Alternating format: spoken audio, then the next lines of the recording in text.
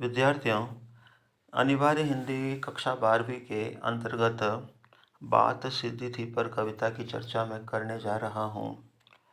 आप जानते हैं कि पहले प्रश्न को हम इस तरह से तैयार करें कि यदि कोई कविता किसी कवि के काव्य संग्रह से ली गई है, तो पहला प्रश्न वही बनता है कि किस काव्य संग्रह से ली गई है।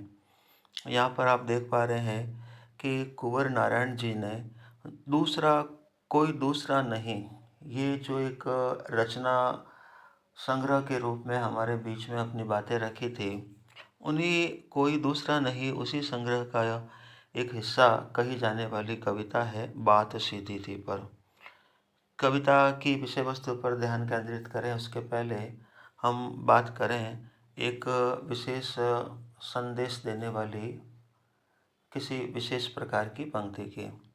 आपके सामने आप पढ़ पा रहे हैं कि if you really want to do something you will find a way, if you don't you will find an excuse.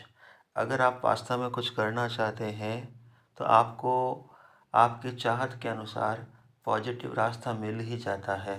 लेकिन अगर आप करना ही नहीं चाहते, किसी कार्य को, किसी लक्ष्य को पूरा करने के लिए कोई प्रयास करना ही नहीं चाहते हैं, तो आपको न करने का एक एक्सक्यूज कारण भी मिल सकता है। तो अब डिपेंड आप पर है कि आप अपनी सफलता के लिए चाहत रखकर स्वतः ही परमात्मा द्वारा मिले हुए रास्ते पर आगे बढ़ना चाहते हैं, या फिर अपने अपने आलस्य को सामने रखकर निस्संदेह एक ऐसे कर्महीन पथ पर खड़े रहना चाहते हैं जो आपको कहीं ले जाना नहीं चाहते।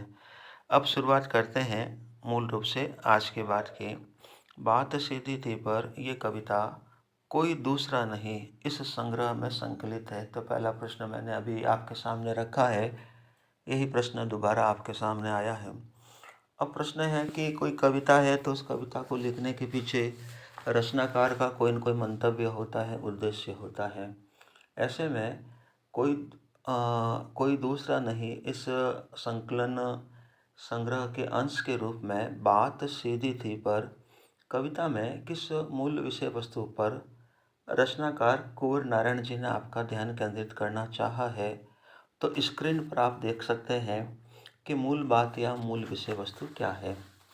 इसमें कविता के कथ्य, कथ्य का मतलब है विषय वस्तु, स्टोरी या भाव, जिसको कवि क्या करना चाह रहा है, कविता के रूप में हमारे सामने रखकर उन भावों को, विषय वस्तु को डिलीवर करना चाहता है। और एक होता है माध्यम। आपने अनिवार्य हिंदी के अंतर्गत भाषा टॉपिक के अंतर्गत एक बात सुनी होगी कि विचारों के आदान प्रदान का माध्यम भाषा हो। अब लिखित रूप में हो चाहे मौखिक रूप में हो, तो यहाँ पर उसी भाषा की चर्चा माध्यम के नाम से आपके सामने हो रही है। तो मैंने लिखा कविता में कथ्य और माध्यम के द्वंद्व को उकेरते हुए, यानी जब भी कोई कवि रचना लिखता है, किसी प्रकार की कोई भी साहित्यकार रचना लेखन करता है, तो उसके पास एक कथानक, एक विषय वस्तु, एक भाव अभिव्यक्त करने के लिए होता है, और उस भाव को पब्लिक के बीच में पहुंचाने का माध्यम भाषा बनती है। तो इस कविता में कथ्य और माध्यम के द्वंद्व, यानी एक झगड़े को कह सकते हैं, एक परस्पर संघर्ष को कह सकते हैं, उसको उकेरते हुए रचनाकार ने एक ही बात की सीख सारे साहित्यकारों को दी है कि जब भी आप कोई रचना लेखन करने बैठे तो भाषा की सहजता पर बल दे। तो भाषा की सहजता की बात यहाँ पर की गई है। बताया गया है कि हर बात के लिए कुछ सा खास शब्द नियत होते हैं, ठीक वैसे ही जैसे हर पेज के लिए एक निश्चित खांचा होता है। अब कील, पेच, इन रूपकों के सहारे रचनाकार ने अपनी इस बात को स्पष्ट करने की कोशिश की है। अच्छी बात या अच्छी कविता का बनना सही बात का सही शब्द से जुड़ना होता है। कहने का तात्पर्य आपने ये भी बताया है कि अगर सही बात सही शब्द से जुड़ जाती है, यानी कथ्य उचित माध्यम यानी भाषा से जुड़ जाता है, तो वो बात बन जाती है, यानी काव्य लेखन करना एक साहित्यकार के लिए सफल हो जाता है। यह बात भी रचनाकार ने यहाँ पर आपके सामने रखनी चाहिए है। फिर एक अंतिम बात के रूप में देखें, और जब ऐसा होता है तो किसी दबाव या अतिरिक्त मेहनत की ज़रूरत नहीं होती। यानी अगर आपको अपनी विषय वस्तु के अनुसार शब्दावली मिल जाती है उपयोग के लिए, तो आपको अतिरिक्त छंद व्यवस्था, अलंकार आदि काव्य सौंदर्य को बढ़ाने वाले तत्वों की ज़रूरत नहीं पड़ती है। और जब ऐसा होता है तो किसी दबाव या अतिरिक्त मेहनत की ज़रूरत नहीं होती। वह सहूलियत के साथ यानी ईज़ी गोइंग के साथ एक नीड के हिसाब से सब कुछ सहूलियत के साथ हो जाता है। अब बात शुरू करते हैं रचनाकार की पंक्तियों पर। रचनाकार ने क्या कहना चाहा है? अपनी व्यक्तिगत अनुभव की पेटी में से एक बात उन्होंने निकाली है कि बात सीधी थी पर एक बार भाषा के चक्कर में जरा टेढ़ी फंस गई। क्या कहना चाह रहे? अग्रिम 3 पंक्तियों से रचनाकार ने कहा कि मैं जिस विषय वस्तु को, जिस बात को पाठकों, श्रोताओं के सामने रखने के लिए प्रयत्नशील था, वह बात एकदम सरल थी, सीधी थी। तो सीधी और सरल होने पर भी भाषा के चक्कर में जैसे ही वो बात भाषा के चक्कर के संपर्क में आई, तो सीधी बात भी टेढ़ी बन गई। कहने का मतलब है कि भाषा के कारण ही कोई बात यानी कोई विषय वस्तु सरल सिद्ध होती है, और भाषा के उलझाव के कारण ही कोई विषय वस्तु अपने आप में सीधी होकर भी टेढ़ी हो जाती है। टेढ़ी होने का मतलब है अर्थ बोध की दृष्टि से, समझने की दृष्टि से, भाव स्पष्टीकरण, भाव अभिव्यक्ति की दृष्टि से पूर्ण रूप से कठिन बन जाती है। तो रचनाकार ने यहाँ पर पहला प्रश्न आपके सामने रखा है कि कोई भी सीधी बात टेढ़ी कब बन जाती है? तो उत्तर लिखोगे कि जब वह भाषा के चक्कर में पड़ जाती है, यानी अलंकारों का अधिक उपयोग करने की कोशिश कवि करता है। बिंब योजना, प्रतीक योजना, विषय वस्तु से परे जाकर किसी शब्दावली का यूज अगर कवि करता है, तो ऐसी भाषा निस्संदेह सीधी बात को टेढ़ी सिद्ध कर लेती है। अब उसे पाने की कोशिश में, किसे पाने की कोशिश में?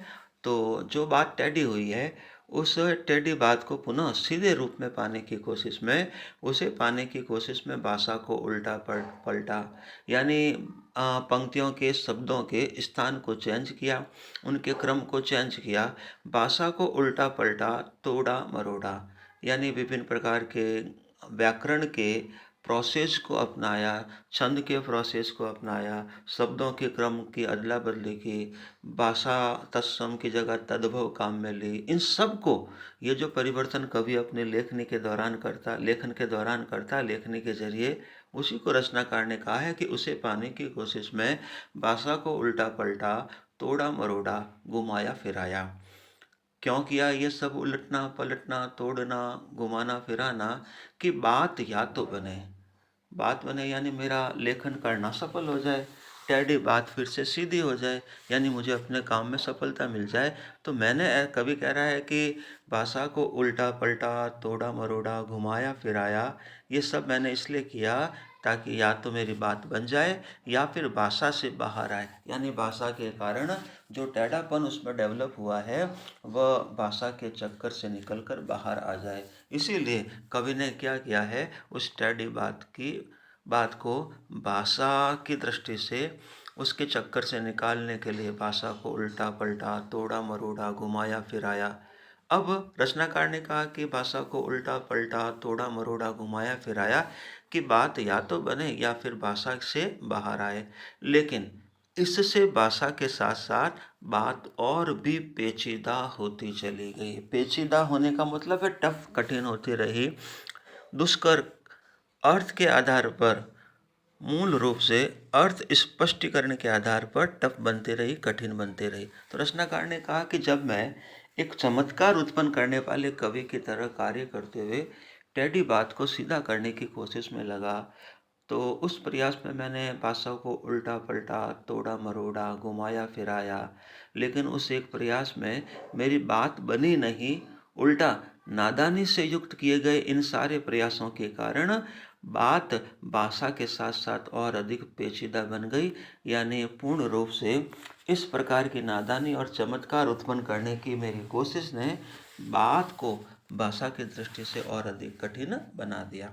आगे देखिए, अब जब कोई इंसान मुसीबत में होता है, संकट में होता है, असफलता की तरफ लगातार बढ़ता रहता है, तो उस समय मनुष्य को क्या चाहिए? धैर्य का साथ चाहिए। लेकिन कवि यहाँ लिख रहे हैं कि सारी मुश्किल को धैर्य से समझे बिना मैं पेच को खोलने की बजाय उसे बेतरह कसता चला जा रहा था। अब रचनाकार ने यहाँ पर अपनी टेढ़ी हुई बात को सीधा करने का जो असफल प्रयास आप करने जा रहे हैं, उस असफल प्रयास को रचनाकार ने पेच और कील के जरिए समझाने की कोशिश की है।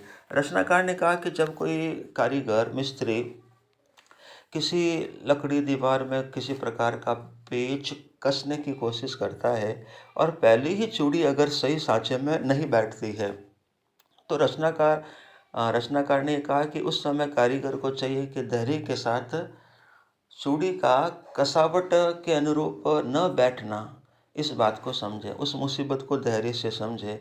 लेकिन अगर कोई कारीगर धैर्य से उस मुसीबत को समझने की कोशिश न करके उस पेच को जो गलत कसा गया है उसको खोलने की बजाय उसे बेतरह यानी नियम विरुद्ध कसता ही चला जाएगा, तो उसका परिणाम क्या होगा? तो रचनाकार ने उसका परिणाम लिखा है यहाँ पर कि उसका परिणाम ये होगा कि वह पेच जिस सांचे में कसा जा रहा है उस सांचे की सारी चूड़ियाँ एक एक करके एक एक सांचा डिस्ट्रॉय हो जाएगा, चूड़ी डिस्ट्रॉय हो जाएगी।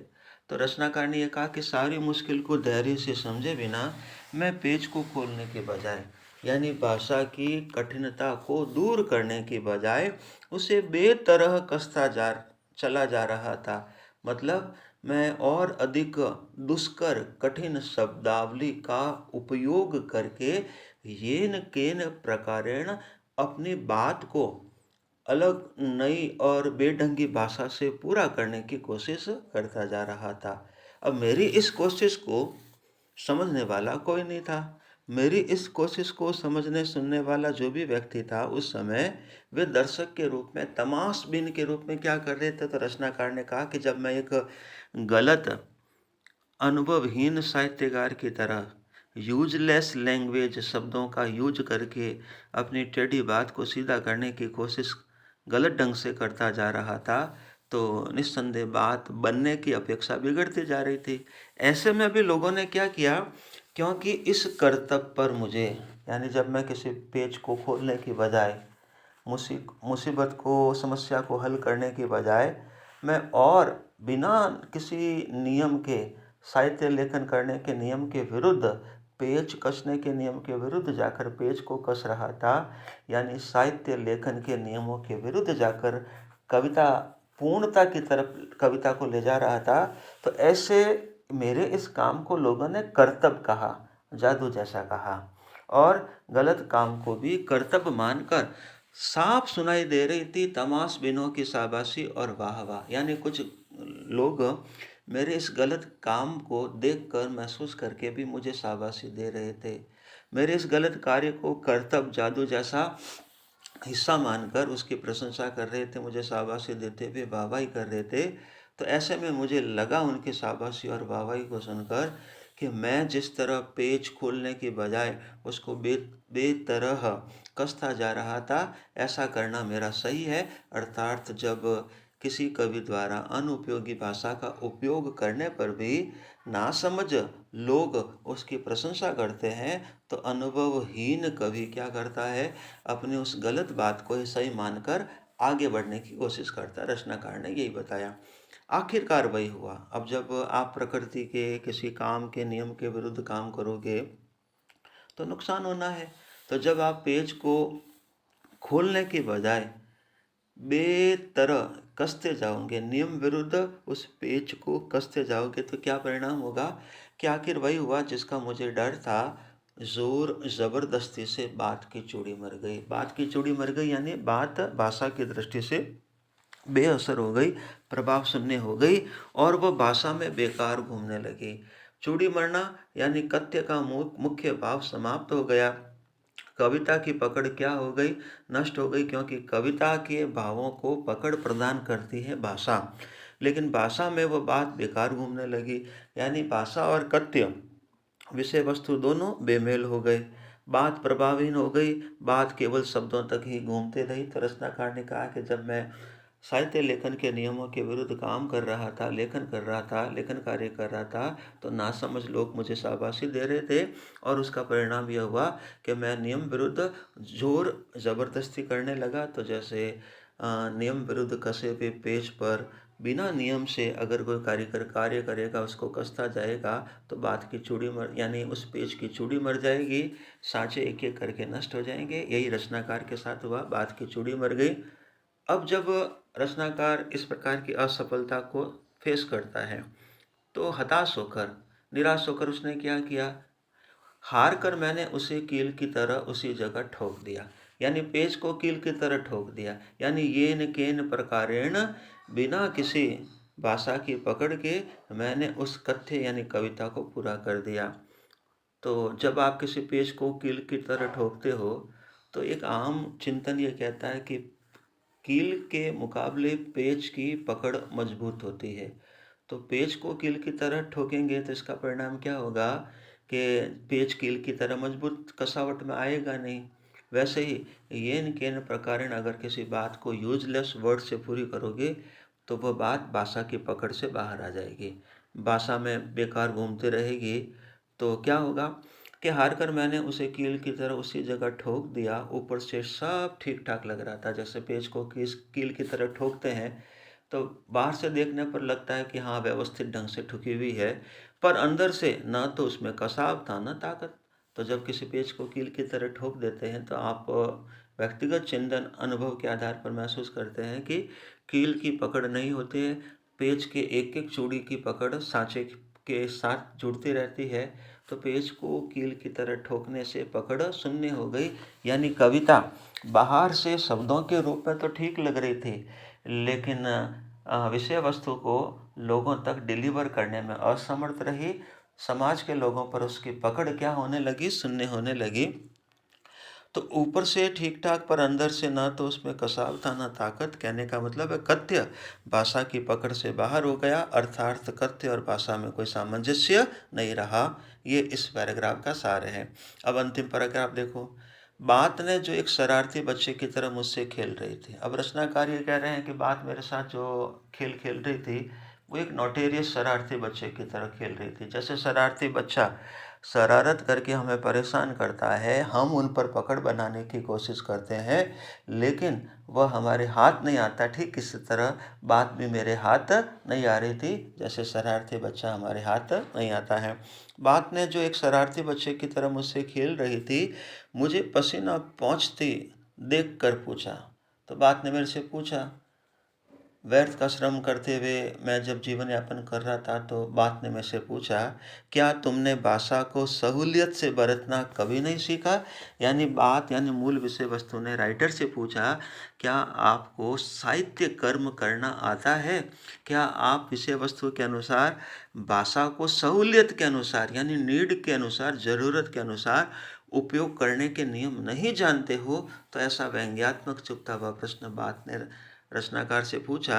यानी अच्छी बात को संप्रेषित करने के लिए उसके अनुकूल भाषा या शब्द संयोजन की जरूरत पड़ती है, शब्दों को क्रमिक रूप से जगह देनी पड़ती है, तब कोई बात संप्रेषित होती, डिलीवर होती है। अन्यथा काव्य कौशल पर सवाल या निशान लग जाता है। अन्यथा जब आप विषय वस्तु से बेमेल शब्दों का यूज करोगे और बेमेल शब्दावली के माध्यम से अपनी बात को रखोगे, तो वह बात बेकार सिद्ध होगी। कवि के काव्य जो गुण है, काव्य कौशल है, उस पर सवाल या निशान लग जाएगा। तो इस प्रकार पूरी कविता में रचनाकार ने आपके सामने जो बात कहनी चाहिए, वही यही बात कहनी चाहिए कि जब भी कोई राइटर अपने आप में काव्य लेखन करे, तो कथ्य और माध्यम यानी भाषा दोनों में एक सामंजस्य बना रहना चाहिए। हर बात के लिए उसको पहले पता करना चाहिए, हर बात के लिए कौन से शब्द उपयोगी है, कौन से अनुपयोगी है। उपयोगी शब्दों का चयन करके वह अपने भाव को पंक्तिबद्ध करे, ये सीख रचनाकार ने देनी चाहिए। अब जो प्रश्न बनते हैं यहाँ पर, वो प्रश्न है कि इस रचना से कवि ने किन्हें और क्या संदेश देना चाहा है? तो सारे साहित्यकारों को जो नासमझ होकर असफल काव्य लेखन करते हैं, काव्य के क्षेत्र में असफल होते हैं, उनको संदेश देना चाहा है कि वे भाषा को सहूलियत से बरतने का काम करें, कथ्य और भाषा में सामंजस्य बनाए रखें। दूसरा है बात के सीधेपन को खोने का कारण क्या बताया गया है। तभी हमने बताया ना, विषय के अनुसार भाषा का उपयोग नहीं करना या प्रतिकूल भाषा का उपयोग करना ही बात के सीधेपन को खोना है, यानी बात के टेढ़े होने का कारण है। बात की चूड़ी मरना, इसका मीनिंग पूछे तो क्या लिखोगे? बात में कसावट नहीं होना, अर्थात कथ्य के अनुसार भाषा का न होना, जिससे भाषा की पकड़ कम हो जाती है और भाव अभिव्यक्त नहीं हो पाता है। बात की पेज खोलना पूछा जाए तो इसका अर्थ होगा बात को सरलता से क्या करना, स्पष्ट करना। जैसे एक पेज गलत कसा जाता है तो समझदार कारीगर उस पेज को पहले पूर्ण रूप से खोलता है, फिर सही ढंग से एक एक चूड़ी में उस पेज को कसता है। तो जब राइटर को लगे किसी गलत शब्द के उपयोग के कारण उसकी बात सीधी होते हुए टेढ़ी बन गई है, तो जिस गलत शब्द के उपयोग के कारण टेढ़ी बनी है उसको हटाकर व्यवस्थित उपयोगी शब्द वहाँ पर यूज ले, तो बात जो टेढ़ी हुई है सीधेपन को पुनः प्राप्त कर लेगी। फिर प्रश्न आया, पेज को कील की तरह ठोक देना, इसका मीनिंग क्या है? तो आप लिखोगे बात का बेअसर होना, बात का प्रभावहीन होना, यानी येन केन प्रकारेण नियम विरुद्ध पेज को कील की तरह ठोकना।